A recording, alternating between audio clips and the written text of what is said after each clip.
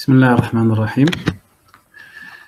Dans cette vidéo, on va terminer la section sur les fonctions positives mesurables, l'intégrale d'une fonction positive mesurable, et commencer l'intégrale ou l'intégrabilité d'une fonction réelle ou complexe. Bon, avant de commencer, je vais rectifier une petite erreur verbale que j'ai commise dans la vidéo cours 20. Ok, donc dans cette définition, donc je reviens à cette définition, la définition 4.136, soit A appartient à B et P une propriété que tout élément de X peut posséder ou non. Ça veut dire si je prends X appartient à un grand X, bon, soit il possède soit il vérifie la propriété P, soit il ne la vérifie pas. On a uniquement deux possibilités. Soit il vérifie la propriété P, soit il ne la vérifie pas. Bon, on dira que la propriété P est vraie mu presque partout, ou tout simplement presque partout, sur l'ensemble A, sur le mesurable A, si on a l'ensemble des X appartient à A, tel que P n'a pas eu lieu en X, appartient à N mu. Donc cet ensemble, qu'est-ce qu'il regroupe? Il regroupe tous les éléments de A qui ne vérifient pas la propriété P. Si cet ensemble appartient à N mu, c'est-à-dire s'il est contenu dans un mu négligeable, on dira que la propriété P est vérifiée sur l'ensemble A, mu presque partout. Autrement dit, bon, dire que cet ensemble appartient à N mu, ça veut dire qu'il est contenu dans un mu négligeable. N appartient à B. Il existe N appartient à B, mu négligeable, tel que cet ensemble-là est inclus dans N. Donc ça veut dire que NC, le complémentaire de N, est inclus dans le complémentaire de cet ensemble. Autrement dit, si X appartient à NC, X appartient au complémentaire de cet ensemble, c'est-à-dire qu'il vérifie la propriété P. Donc ça veut dire que la propriété, il est vérifiée sur les éléments de NC, sur tous les éléments de NC. Ok? Contrairement à ce que j'ai dit dans la vidéo 20, c'est ça, cours 20, pardon. Voilà. Bon, on écrit alors P est vrai, mu presque partout sur A, ou presque partout sur A, là, lorsqu'il n'y a pas de risque de confusion, bien sûr. On a donné des exemples, on a établi cette propriété, cette proposition, soit F appartient à un plus, une fonction mesurable positive, si F est mu intégrable, alors il est fini mu presque partout. C'est-à-dire que l'ensemble des X tel que F de X égale plus infini est un ensemble mu négligeable. Il est déjà mesurable, bien sûr, et il est de mesure nulle. On a déjà vu la démonstration. On a remarqué que la réciproque de cette propriété est fausse, et on a donné un exemple. Bon, on va passer à un résultat intéressant, hein, très simple. Donc, soit F appartient à un plus, une fonction mesurable positive, alors on a l'intégrale de F d mu égale 0, l'intégrale est nulle, l'intégrale sur X est nulle, si et seulement si F est nul presque partout. C'est un résultat très important, très simple à établir. Bon, on a un résultat similaire dans l'intégration de Riemann qui dit si F est une fonction continue et positive sur un segment AB, continue et positive, alors l'intégrale de A à B de f de x dx égale 0 équivalent à f égale 0, c'est-à-dire équivalent à f de x égale 0, quel que soit x appartient à A à B. C'est juste un cas particulier de ce résultat. Parce que dans le résultat de Riemann, vous avez une fonction qui est positive et continue. La continuité est une hypothèse lourde. Par contre, ici, vous avez uniquement la positivité et la mesurabilité. F mesurable positive. Alors, l'intégrale de f d mu égale 0, si et seulement si f est nul, presque partout. Ça veut dire f égale 0 à l'extérieur d'un mu négligeable. Bon, pour la démonstration, pour l'implication directe, on suppose que l'intégrale de f d mu égale 0, on pose M l'ensemble des X tel que f de X est différent de 0. Donc pour montrer que f égale 0 presque partout, ça revient à montrer que cet ensemble est de mesure nulle, parce qu'il est déjà immesurable. M est immesurable puisque f est mesurable. Donc il suffit de montrer que mu de M égale 0. Ok? Donc regardez. F différent de 0 ici, ça, f de x différent de 0, ça veut dire que f de x est strictement positif, parce que f est une fonction positive.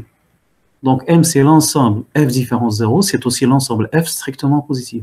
Or, on sait que f de x est strictement positif si et seulement s'il existe n supérieur ou égal à 1, tel que f de x est supérieur ou égal à 1 sur n. D'où l'idée de considérer ces ensembles, cette suite Mn d'ensemble. Donc Mn, soit Mn égale l'ensemble des x tel que f de x supérieur ou égal à 1 sur n, quel que soit n appartient à une étoile. Bien sûr, mn est immesurable parce que f est une fonction mesurable. Okay. Et la suite mn, il est clair qu'elle est croissante.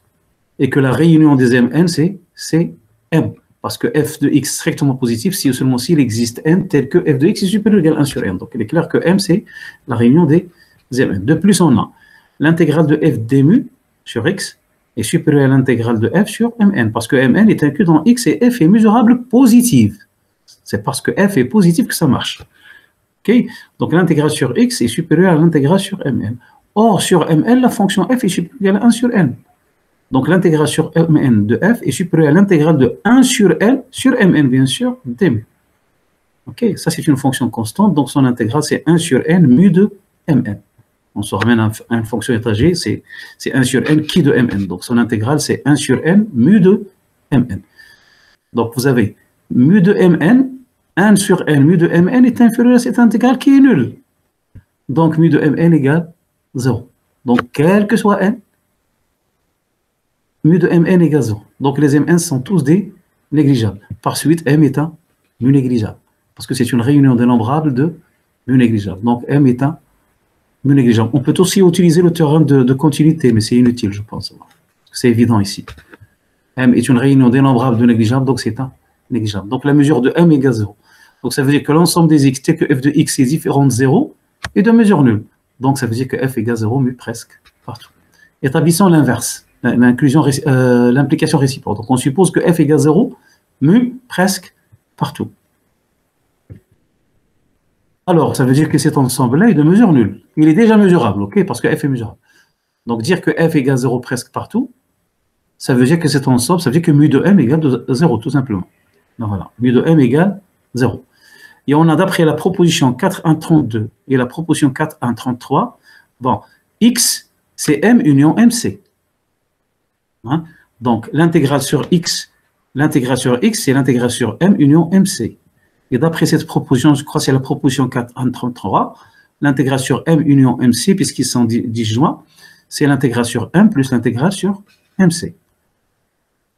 D'autre part, d'après la proposition 4.1.32, puisque m est négligeable, mu de m égale 0, l'intégrale sur m égale 0. L'intégrale de f sur n'importe quel négligeable est 0. C'est égal à 0. Donc, cette intégrale est nulle. Donc, l'intégrale sur x de f dmu, c'est l'intégrale sur mc. C'est 0 plus l'intégrale sur mc dmu. Et sur mc, vous avez f égale 0. Parce que m, c'est l'ensemble des x, tel que f de x est différent de 0. Donc, mc, c'est l'ensemble des x, tel que f de x égale 0. Vous voyez? Donc, ici, c'est l'ensemble qui est de mesure nulle. Et sur mc, c'est la fonction qui est nulle. Donc, on obtient 0 plus 0, c'est 0. Donc, si f égale 0 presque partout, l'intégrale de f est égale à 0. D'où l'équivalence. On revient ici au théorème, aux critères, ce que j'ai appelé critères de comparaison. Donc, soit f, g appartient à m+, deux fonctions mesurables positives. On a les deux propositions suivantes. Les deux propriétés suivantes. Bon, dans le critère, si vous voulez, c'était la proposition 4.1.16. Et donc, dans la proposition 4.1.16, si f est inférieur ou égal à g partout, alors l'intégrale de f est inférieure ou égale à g, à l'intégrale de g. Bon, il suffit en fait que f soit inférieur ou égal à g, mu presque partout. Donc là, on obtient, si vous voulez, le critère de comparaison, mais amélioré. Donc, si f est inférieur ou égal à g, mu presque partout, alors l'intégrale de f est inférieure à l'intégrale de g. Si f égale g, mu presque partout, alors l'intégrale de f égale l'intégrale de g. Si f est inférieur ou égal à g, mu presque partout, et si g est mu intégrable, alors f est mu intégrable. D'après ça, bien sûr, d'après i. Okay?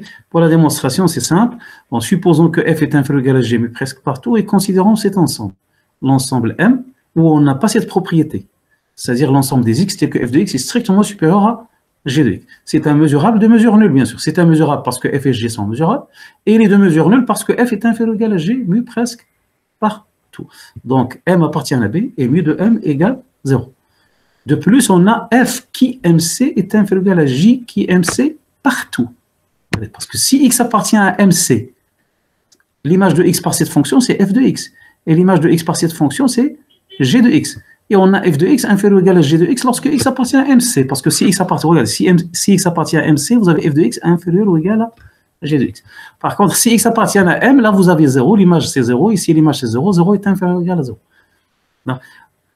Notons que ce genre de fonctions sont très fréquentes en intégration. Ce genre de raisonnement est très fréquent en intégration. Pour passer d'une propriété qui est vraie presque partout à une propriété qui est vraie partout, souvent on est amené à multiplier les fonctions par qui MC, par la fonction caractéristique du complémentaire d'un négligeable. Donc vous avez f inférieur ou égal à g mu presque partout, mais vous avez f qui MC est inférieur à g qui MC partout. Donc d'après cette proposition, d'après l'ancien critère de comparaison, la proposition 4.1.16, j'ai l'intégrale de f qui MC est inférieure à l'intégrale de g qui MC. C'est-à-dire l'intégrale sur MC de f est inférieure à l'intégrale sur MC de g. Cette inégalité-là, c'est d'après la proposition 4.1.16. Mais l'intégrale sur x, c'est l'intégrale sur m plus l'intégrale sur MC. Et l'intégrale sur m, c'est 0 parce que m est un négligeable. Donc l'intégrale sur MC, c'est en fait l'intégrale sur x. De même, ici, l'intégrale sur MC de g, c'est en fait l'intégrale de g sur x. Parce que m est de mesure nulle, tout simplement. U de m égale 0. D'où l'intégrale de f dmu sur x est inférieure à l'intégrale de g dmu sur x. Même si on a une égalité uniquement, presque, partout, et non pas nécessairement partout. Ok. Bon, 2i est une conséquence immédiate de i, bien sûr. Ce cas particulier est une conséquence immédiate de i, bien sûr. Parce que si f est inférieur ou égal à g presque partout, et g est mu intégrable, donc on a cette inégalité, l'intégrale de g est finie, donc l'intégrale de f est finie. C'est immédiat. Donc pour le critère de comparaison amélioré, hein, c'est le critère qu'on va appliquer dans la suite. Bon, bien sûr, la réciproque de i et de i sont fausses en général, comme le montre l'exemple 4.1.47 que je vous laisse regarder. C'est un exemple simple. Et vous avez uniquement des implications.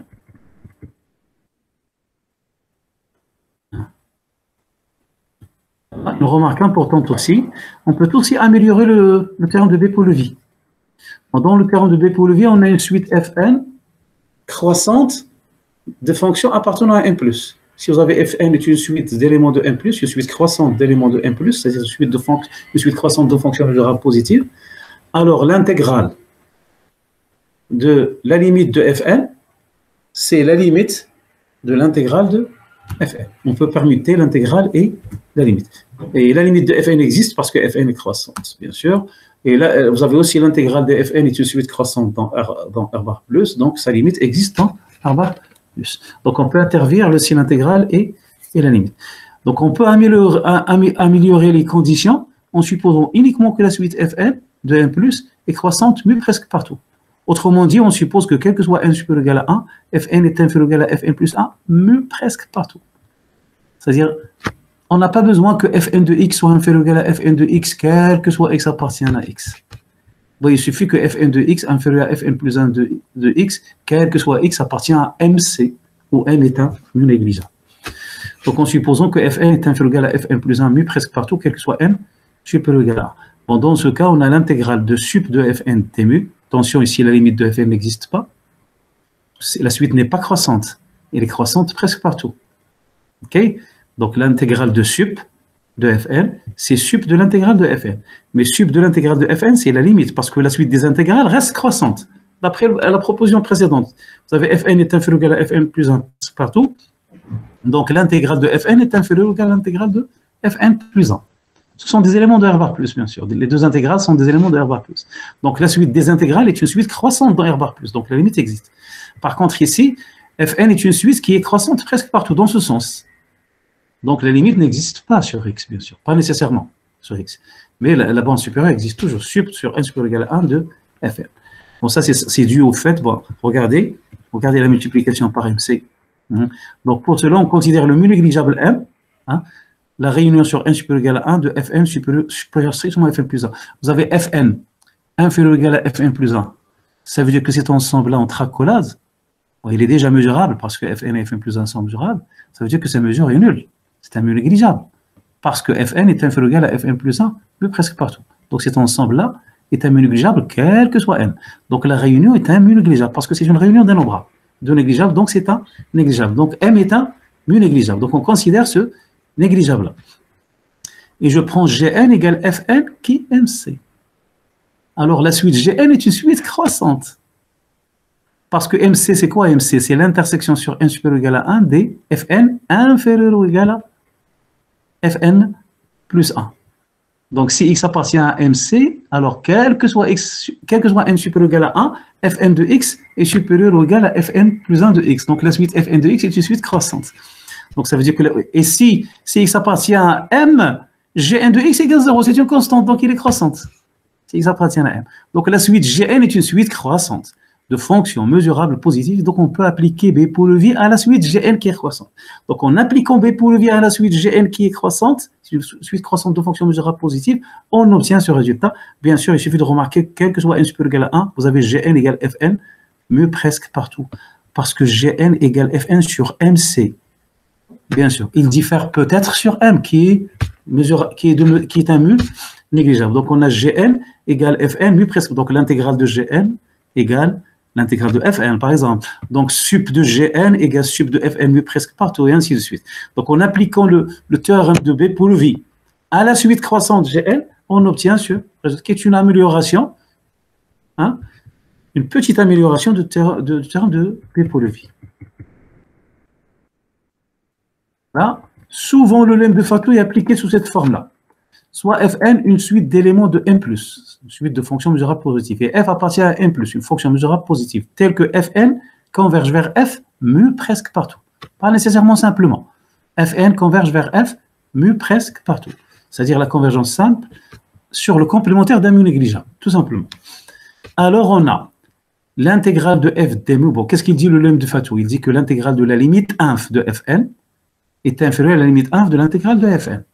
Mais la limite inf de Fn, puisque Fn converge vers F mu partout, la limite inf de Fn coïncide avec F presque partout. Vous avez F égale la limite inf de Fn mu presque partout. Parce que Fn converge simplement vers F sur le complémentaire d'un négligeable, sur MC, où M est un mu négligeable.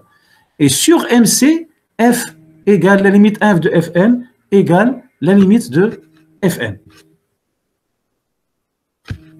Donc vous avez F égale la limite inf de Fn mu presque partout. Donc l'intégrale de la limite inf, c'est l'intégrale de F. Donc en appliquant le lemme de Fatou, on obtient cette inégalité. Fonction réelle et complexe intégrable. Dans toute la suite de ce chapitre, K désigne R ou C. De plus, tous les résultats et les définitions énoncées pour les fonctions mesurables à valeur dans R bar sont aussi valables pour les fonctions mesurables à valeur dans R. Bon, tout simplement parce qu'une fonction de x vers R peut être considérée comme une fonction, toute fonction mesurable de x vers R peut être considérée comme une fonction mesurable de x vers R bar. Okay. Donc tous les résultats qu'on va énoncer pour les fonctions à valeur dans R bar sont valables pour les fonctions à valeur dans R, bien sûr. Soit f de x vers R bar, une fonction B mesurable. Il n'est pas nécessairement positif, il est mesurable, à valeur dans R bar. On dira que f est intégrable par rapport à mu, ou mu intégrable, ou tout simplement intégrable, si les fonctions positives f plus et f moins sont mu intégrables. Bon, rappelons que f égale f plus moins f moins. Donc f est dite mu intégrable si f plus, sa partie positive, et f moins, sa partie négative, sont toutes les deux mu intégrable. OK? Au sens de la définition de l'intégrabilité d'une fonction mesurable positive. Parce que f et f plus sont des fonctions mesurables et positives. Ce sont des éléments de m+. OK? Donc, si f plus et f moins sont mu intégrables, on dira que f est mu intégrable. Et de manière logique, puisque f égale f plus moins f moins, l'intégrale de f, c'est l'intégrale de f plus moins l'intégrale de m moins. F moins, voilà. L'intégrale qu'on notera bien sûr, comme dans le cas d'une fonction mesurable positive, l'intégrale de f d mu, ou l'intégrale de f de x d mu de x, lorsqu'on est obligé de préciser la variable, bien sûr. L'intégrale de f de x d mu de x par l'intégrale de f d mu égale l'intégrale de f plus d mu moins l'intégrale de f moins d mu. Donc, f est mu intégrable si et seulement si f plus et f moins, les deux sont mu intégrables. Dans ce cas, son intégrale est définie par l'intégrale de f égale l'intégrale de f plus moins l'intégrale de f moins. Donc, une fonction, regardez, l'intégrale d'une fonction mesurable positive existe toujours. Et c'est un élément de R bar plus. Il suffit qu'elle soit mesurable positive. Par contre, une fonction à valeur dans R bar, son intégrale n'existe pas toujours. Pour que l'intégrale existe, il faut d'abord qu'elle soit intégrable. C'est-à-dire, il faut que f plus et f moins soient mu intégrables. C'est-à-dire, il faut que l'intégrale de f plus soit finie et l'intégrale de f moins soit finie. Dans ce cas, on peut définir l'intégrale de f par l'intégrale de f égale l'intégrale de f plus moins l'intégrale de f moins. Et on dira bien sûr que f est mu intégrable. Ou tout simplement intégrable.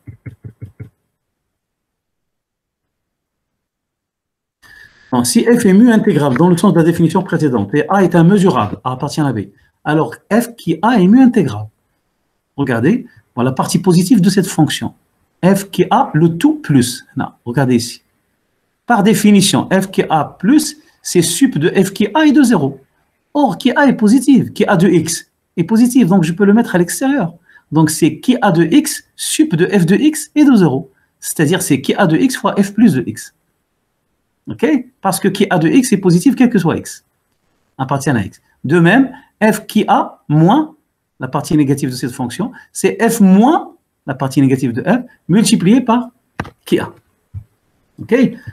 Donc, si f est mu intégrable, par définition, f plus est mu intégrable. Et f moins est mu intégrable. F plus est mu intégrable. Donc, f plus qui a est mu intégrable. Bien sûr. F plus est mu intégrable. Donc, f plus qui a est mu, parce que f plus qui a est inférieur à f plus, tout simplement. F plus qui de a est inférieur ou égal à f plus, parce que qui a de x, c'est soit 0, soit 1. Donc, f plus qui a est inférieur ou égal à f plus. Et tout est positif. Donc, d'après le critère de comparaison, bon, puisque f plus est intégrable, alors f plus qui de a est intégrable. Donc, cette fonction est mu intégrable. C'est-à-dire la partie positive de cette fonction de f qui a est mu intégrable. De même, la partie négative de f qui a, de la même manière. Hein? F qui a moins est mu intégrable. Donc, f qui a plus est mu intégrable, f qui a moins est mu intégrable. Donc, d'après la définition précédente, la fonction f qui a est mu intégrable. C'est une fonction réelle, la valeur dans R bar ici. OK? Donc, cette fonction-là est mu intégrable. Voilà. Donc, on définit alors l'intégrale de f sur a, notez l'intégrale sur a de f dmu ou l'intégrale sur a de f de x dmu x par l'intégrale sur a de f dmu, c'est l'intégrale de f qui a dmu, comme dans le cas positif. OK? Mais l'intégrale de f qui a, c'est l'intégrale de la partie positive de cette fonction moins l'intégrale de la partie négative. C'est l'intégrale de f qui a le tout plus moins l'intégrale de f qui a le tout moins. Or, f qui a plus, c'est f plus qui a. Donc, j'obtiens ici l'intégrale de f plus qui a moins l'intégrale de f moins qui a. C'est-à-dire l'intégrale sur a de f plus moins l'intégrale sur a de f moins. Donc, quel que soit a appartient à b, bon, on a justifié l'existence ici, dans cette remarque, quel que soit a appartient à b, si f est mu intégrable, alors quel que soit a appartient à b, l'intégrale sur a de f dmu est bien définie, et c'est l'intégrale de f plus sur a moins l'intégrale de f moins sur a. En particulier, si a égale x, on obtient l'intégrale sur x f dmu, c'est l'intégrale sur x de f plus dmu, moins l'intégrale sur x de f moins dmu. Et on sait que l'intégrale sur x sur... Pardon, si a égale x, il suffit de regarder la première égalité. Si a égale x, l'intégrale sur x de f dmu, c'est l'intégrale de f qui de x. C'est-à-dire c'est l'intégrale de f dmu. Donc l'intégrale de f dmu qu'on a définie ici, dans cette définition, l'intégrale de f dmu, c'est tout simplement l'intégrale sur x. Voilà. En particulier, on a l'intégrale sur x de f dmu, c'est l'intégrale de f dmu, comme on l'a défini dans la définition précédente. Donc, si f est mu intégrable, son intégrale est bien définie, et son intégrale sur tout ensemble mesurable A est bien définie. Et c'est l'intégrale sur A de f plus moins l'intégrale sur A de f moins dmu, bien sûr. Exemple.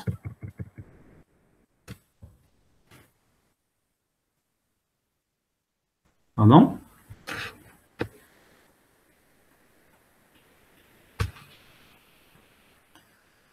Dans ce cas, on a l'intégrale sur x f d delta, pardon, soit l'espace mesuré x p de x delta, où a appartient à x, et soit f de x vers R bar, une fonction. Alors, f est delta A intégrable si et seulement si la valeur absolue de f de A est finie. Bon, on a déjà vu que dans le cas positif, si f est à valeur dans R bar plus est mesurable, f est delta A intégrable si et seulement si f de A est fini. F de A, il est déjà positif. F de A est fini. Si ta valeur dans R bar, il faut que valeur absolue de f de A soit finie. Ça veut dire qu'il faut que f de A soit différent de plus l'infini et de moins l'infini. Bon, c'est-à-dire qu'il faut que f de A soit un nombre réel, positif ou négatif. Bon, dans ce cas, on a l'intégrale sur x de f d delta A, c'est f de A. Donc, pour qu'elle soit delta A intégrable, avant de parler de l'intégrale, il faut d'abord qu'elle soit delta A intégrable. Attention. Pour qu'elle soit delta A intégrable, il suffit que la valeur absolue de f de A est finie.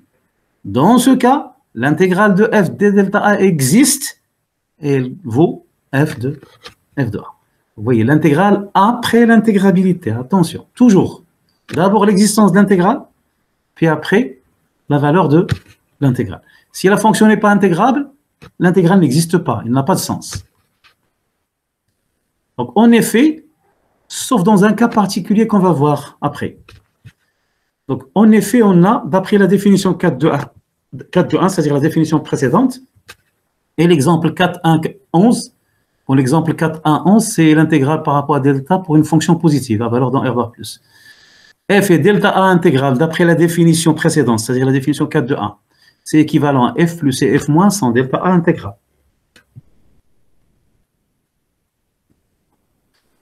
Ok, ça c'est la définition 4 de 1.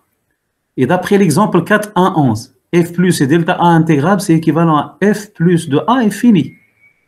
Et f moins et delta A intégrable, c'est équivalent à f moins de A est fini. Or, la valeur absolue de f de A, c'est f plus de A plus f moins de A. Donc, dire que la valeur absolue de f de A est finie, ça revient à dire, c'est équivalent à dire que f plus de A est fini et f moins de A est fini. Donc, ceci est équivalent à la valeur absolue de f de A est fini. Donc, f est delta A intégrable si et seulement si la valeur absolue de f de A est finie. OK? Donc, si f de A est fini, la fonction est delta A intégrable. Si la valeur absolue de f de A, pardon. Si la valeur absolue de f de A égale plus infini, c'est-à-dire si f de A égale plus infini ou moins l'infini, f n'est pas delta A intégrable. Bon, dans le cas où f est delta A intégrable, c'est-à-dire dans le cas où la valeur absolue de f de A est finie, c'est-à-dire dans le cas où f de A est différent de moins l'infini et de plus l'infini, on a, toujours d'après le même exemple, l'exemple 4.1.11, et la définition précédente, bien sûr, la définition 4 de 1, l'intégrale de f delta A, c'est l'intégrale de f plus d delta A moins l'intégrale de f moins d delta A. F plus et f moins sont des fonctions mesurables positives. Et on connaît déjà l'intégrale par rapport à delta d'une fonction mesurable positive. C'est f de A. Donc là, c'est f plus de A. Et ici, c'est f moins de A. Donc on obtient f plus de A moins f moins de A. Et ça, c'est exactement f de A. Okay? Donc dans le cas où f est delta A intégrable, c'est-à-dire dans le cas où valeur absolue de f de A est finie, on a l'intégrale de f d delta A égale f de A.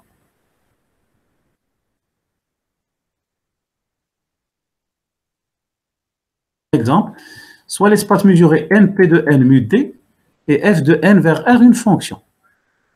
Mu d est la mesure des nombres, bien sûr, sur p de n. Alors, f est mu d intégrable si et seulement si sigma de n égale 0 à plus infini, valeur absolue de fn est finie. Autrement dit, f est mu d intégrable si seulement si cette série est absolument convergente. La série sigma de fn. Donc, f est mu d intégrable si et seulement si la série sigma de fn est absolument convergente. Dans ce cas, l'intégrale de f d mu d sur n, c'est la somme de la série sigma fn. Donc, c'est sigma de n égale 0 à plus infini f de n sans la valeur absolue, bien sûr. La valeur absolue pour l'intégrabilité, pour l'existence d'intégrale. OK? Sans la valeur absolue, c'est pour la valeur pour le calcul de l'intégrale. En effet, on a toujours d'après la définition précédente, 4.1, et l'exemple 4.1.12. L'exemple 4.1.12, c'est l'exemple où on a étudié l'intégrale par rapport à mu d sur n d'une fonction à valeur dans R bar plus. OK? Donc, f est mu d intégrable d'après la définition 4.2.1, c'est équivalent à dire que f plus et f moins sont mu d intégrable. F plus et f moins sont des éléments de n plus, des fonctions mesurables positives. Donc, d'après cet exemple, exemple 4.1.12, f plus et f moins sont mu d intégrables si seulement si sigma de n égale 0 à plus infini, f plus de n est fini, et sigma de n égale 0 plus infini de f moins n est fini. Et ça, c'est équivalent au sigma de n égale 0 à plus infini, valeur absolue de f de n est finie. Parce que la valeur absolue de f de n, c'est f plus de n plus f moins de n. Donc, cette somme est finie. Ça veut dire que c'est sigma de n égale 0 à plus infini, f plus n plus f moins de n est fini. Donc, ça veut dire que chacune des deux séries, des deux sommes est finie. Il y a équivalence, bien sûr. Donc, f est mut intégrable si seulement si cette somme est finie. Ça veut dire si seulement si la série sigma f de n est absolument convergente. Si la série sigma de f de n est divergente, ou si la série sigma de fn ne converge pas absolument, c'est-à-dire si elle est semi-convergente, la fonction n'est pas mut intégrable.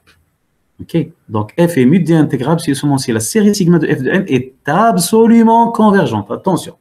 Dans ce cas, hein, maintenant on peut parler de l'intégrale. Dans le cas où f est mut intégrable, c'est-à-dire dans le cas où cette série est convergente, ou encore si la série sigma fn est absolument convergente, l'intégrale de f d mut d existe sur n. D'après la définition 4 de 1, c'est l'intégrale de f plus d mut d moins l'intégrale de f moins d mut d. Et d'après l'exemple 4.1.12, l'intégrale de f plus, c'est sigma de f plus de n égale 0 à plus infini. L'intégrale de f moins, sigma de n égale 0 à plus infini, f moins de n. Donc, les deux séries sont convergentes, bien sûr. Okay. Donc, on peut les regrouper, on peut sommer. Donc, ça donne sigma de f plus de n moins f moins de n, c'est-à-dire sigma de n égale 0 à plus infini, f de n.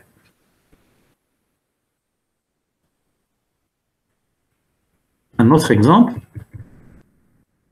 soit l'espace mesuré moins pi sur 2, l'unité de sa tribu borrélienne, et lambda, la mesure de Borel, bien sûr, ici, parce que là, c'est la tribu de Borel, donc lambda, c'est la mesure de Borel ici. Soit la fonction f de moins pi sur 2 vers r définie par f de x égale sinus de x. Quel que soit x appartient à moins pi sur 2, pi sur 2. La fonction f est borrélienne puisqu'elle est continue. Toute fonction continue est une fonction borrélienne. Okay. De plus, on a f plus est inférieur ou égal à 1. Parce que f plus de x, c'est sup de f de x est de 0. C'est-à-dire sup de sinus de x est de 0. Sinus de x est inférieur ou égal à 1 et 0 est inférieur ou égal à 1. Donc sup de sinus de x et de 0 est inférieur ou égal à 1. Donc vous avez f plus de x est inférieur ou égal à 1, quel que soit x. De même, f moins de x est inférieur ou égal à 1, quel que soit x appartient à x. La fonction g égale 1 est lambda intégrable. Parce que g est borné et la mesure est finie. Hein? Parce que g est borné, g égale 1, c'est une constante. Hein? Puisque lambda de moins pi sur 2 est fini. Donc cette fonction-là est lambda intégrable. Regardez, f plus est inférieur ou égal à 1.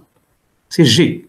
Et g est lambda intégrable. Donc d'après le critère de comparaison, f plus est intégrable. De même, f moins est lambda intégrable. Donc f est lambda intégrable. Et on a l'intégrale de f, c'est l'intégrale de f plus moins l'intégrale de f moins, bien sûr. Donc les fonctions f plus et f moins sont alors lambda intégrable d'après la proposition 4.1.16. Okay, 4.1.16, c'est le premier critère de comparaison. On peut aussi utiliser le deuxième critère où on a f inférieur ou égal à g presque partout. Les deux, bien sûr. Et là, on résulte que f est lambda intégrable sur moins pi sur 2, pi sur 2. Bon, on verra après comment on calcule cette intégrale. L'intégrale sur moins pi sur 2 de sinus x d lambda de x. Il faut se ramener à l'intégrale de Riemann. On a un résultat qui permet de faire ça. Et ça, on peut le faire pour n'importe quelle fonction continue sur un segment, bien sûr. Si le calcul de l'intégrale est simple. Hein, c'est-à-dire si on peut déterminer facilement une primitive de la fonction.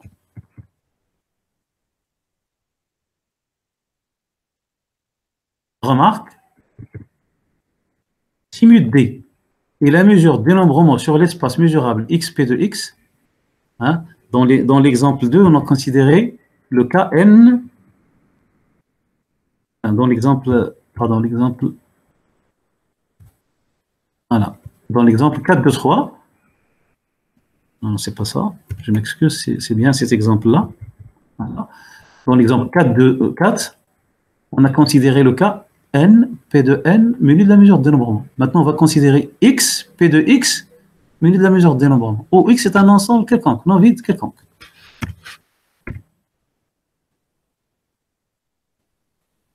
Donc, si mut d est la mesure de dénombrement sur l'espace mesurable xp de x, où x est un ensemble non vide quelconque, bien sûr, et f de x vers r est une fonction réelle. J'expliquerai pourquoi ici, je n'ai pas pris r bar.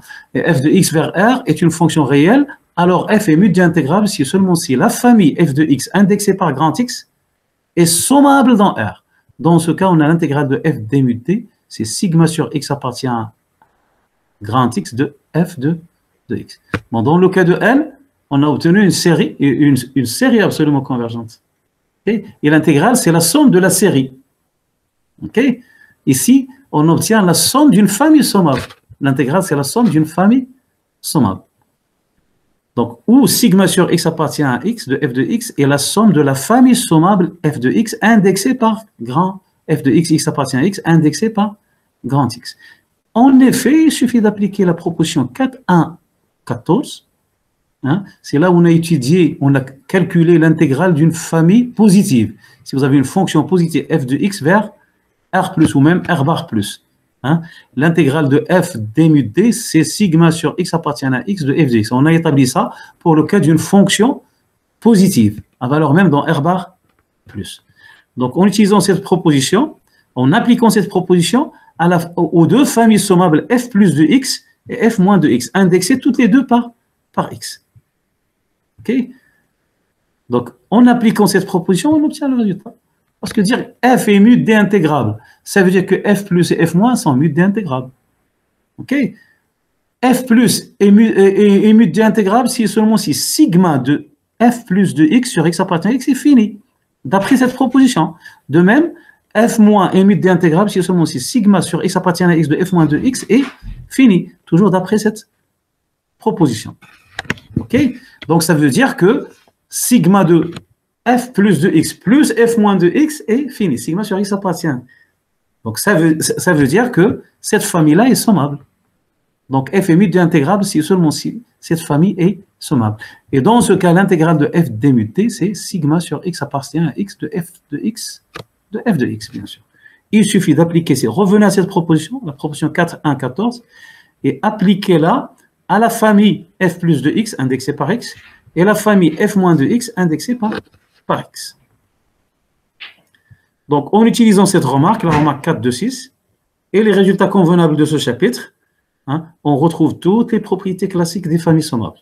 Donc, les propriétés des familles sommables sont des cas particuliers, si vous voulez, hein, des résultats de ce chapitre. Les résultats convenables de ce chapitre, bien sûr. Pas tous les résultats.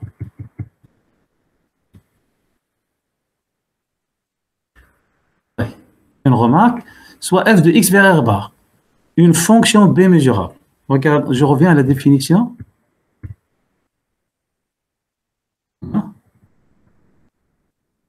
Si f de x vers r bar est une fonction b mesurable, on dira que f est intégrable par rapport à f à mu si les deux fonctions positives f plus et f moins sont mu intégrables. Autrement dit, si l'intégrale de f plus est finie et l'intégrale de f moins est finie. Et l'intégrale de f d mu, c'est l'intégrale de f plus moins l'intégrale de f moins, qui est un nombre réel, bien sûr. Parce que les deux, ce sont deux nombres réels. Et là, vous avez un et. Qu'est-ce qui se passe si on remplace le et par ou?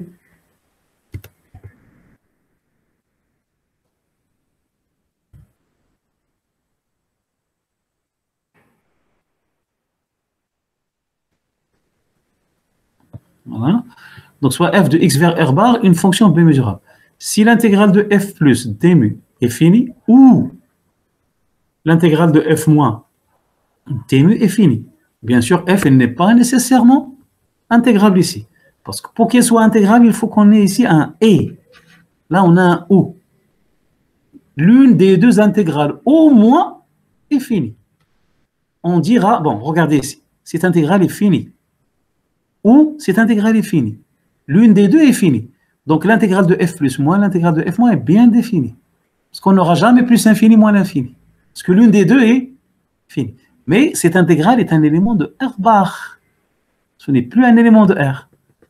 Parce qu'il se peut par exemple que si l'intégrale de f moins est égale plus l'infini, alors nécessairement l'intégrale de f plus est finie. Donc la différence c'est moins l'infini. Si l'intégrale de f plus égale plus infini, l'intégrale de f moins est nécessairement finie. Donc là vous aurez plus infini. Si les deux sont finis, bon, là, dans ce cas, la fonction sera intégrable, bien sûr, et l'intégrale existe. OK? Donc, si l'une de ces deux intégrales est finie, cette intégrale, on peut est bien définie. L'intégrale de f, c'est l'intégrale de f plus d mu moins l'intégrale de f moins d mu, mais c'est un élément de R bar. On dit que f admet une intégrale. On ne dit pas qu'il est intégrable, attention. Pour qu'il soit intégrable, il faut que les deux intégrales soient finies. Donc là, on dit que la fonction admet une intégrale ou quasi-intégrable sur x. Et dans ce cas, son intégrale est définie par cette relation et c'est un élément de R bar. Ok, on utilisera rarement cette définition. Vous avez un exemple, je crois, en TD, un exercice en TD qui utilise cette remarque. Mais il faut connaître, bien sûr, il faut connaître la définition de quand est-ce qu'une fonction admet une intégrale sans qu'elle soit intégrale.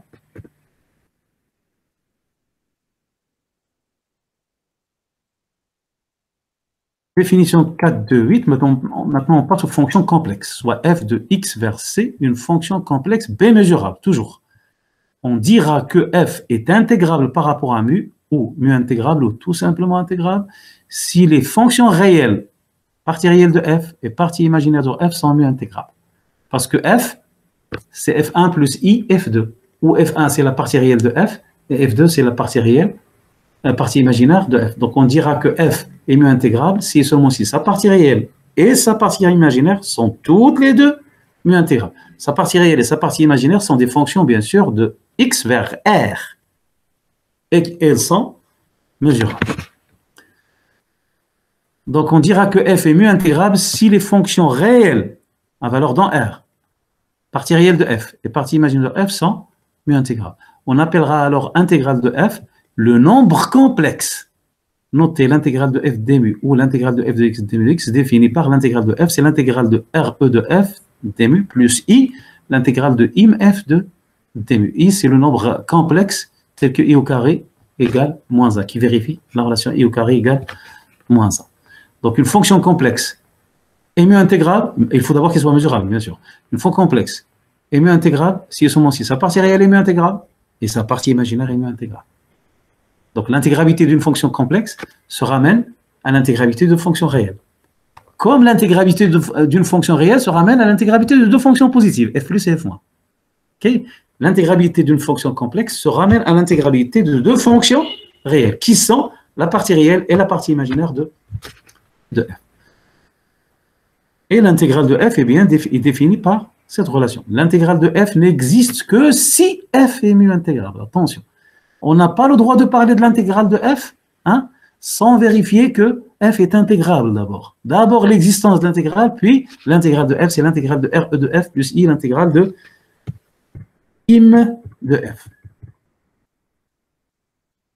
De même ici, si f égale f1 plus i, f2 est une fonction complexe mu intégrable, et a est immesurable, alors f qui a, c'est f1 qui a plus i, f2 qui a. C'est une autre fonction complexe. F qui a égale f1 qui a plus i, f2 qui a. Sa partie réelle, c'est f1 qui a, et sa partie imaginaire, c'est f2 qui a. Et elle est mu intégrable. Bon, c'est simple, parce que on a déjà vu que si f est une fonction réelle intégrable, f qui a est une fonction intégrable. OK? Donc, puisque f1 est intégrable, alors f1 qui a est intégrable, f2 est intégrable, donc f2 qui a est intégrable. Donc, la partie réelle de cette fonction est intégrable et sa partie imaginaire est intégrable. Donc, f qui a est une fonction mu intégrable d'après la définition précédente. C'est une fonction complexe intégrable d'après la définition précédente. On définit alors l'intégrale de f sur a, notez l'intégrale sur a de f d mu ou l'intégrale sur a de f de x d mu x par l'intégrale sur a de f d mu, c'est l'intégrale de f qui a d mu, et l'intégrale de f qui a, c'est une fonction complexe. C'est l'intégrale de sa partie réelle plus i fois l'intégrale de sa partie imaginaire. Et l'intégrale de f1 qui a, c'est l'intégrale sur a de f1. Et là, c'est l'intégrale sur a de f2. Donc, on obtient l'intégrale sur a de f d mu. Par définition, c'est l'intégrale de f qui a d mu qui est égale à l'intégrale sur a de f1 d mu plus i, l'intégrale sur a de f2 d mu. Donc, ça revient à intégrer la partie réelle de f et la partie imaginaire de f sur a, bien sûr. En particulier, on a l'intégrale sur x de f d mu. Si vous remplacez a par x, vous obtenez l'intégrale sur x de f d mu, c'est l'intégrale de f d mu. L'intégrale au sens de la définition précédente. Exemple. soit l'espace mesuré moins pi sur 2 pi sur 2, mais cette tribu borélienne et de la mesure de Borel lambda, et soit f de x versé la fonction complexe définie par f de x égale qui 0 pi sur 2 de x plus i sinus de x, quel que soit x appartient à moins pi sur 2, pi sur 2. Bon, on a déjà vu que la fonction sinus x est intégrable, la fonction réelle sinus x est intégrable sur moins pi sur 2, pi sur 2. Et lambda intégrable sur moins pi sur 2, pi sur 2. C'est déjà fait. OK? Pour la partie réelle, c'est une fonction intégrable parce que c'est une fonction bornée et 0 pi sur 2, elle est bornée. Bon, de toute façon, l'intégrale de qui 0 pi sur 2, elle est positive. Donc l'intégrale de qui 0 pi sur 2 d lambda, c'est lambda de 0 pi sur 2, c'est pi sur 2, c'est fini. Donc cette fonction est lambda intégrable. Donc la partie réelle de f est lambda intégrable. La partie imaginaire de f est lambda intégrable, on l'a déjà vu. Donc la fonction complexe f est lambda intégrale. Et l'intégrale de f sur moins pi sur 2 pi sur 2, x c'est moins pi sur 2 pi sur 2 de f d lambda, c'est l'intégrale de cette fonction. Et l'intégrale de cette fonction, c'est lambda de 0 pi sur 2. C'est une fonction escalier, c'est une fonction caractéristique, pardon. Donc c'est lambda de 0 pi sur 2, donc c'est pi sur 2. Donc c'est pi sur 2 plus i, l'intégrale sur moins pi sur 2 sinus x d lambda x. On n'a pas encore le moyen pour calculer cette intégrale.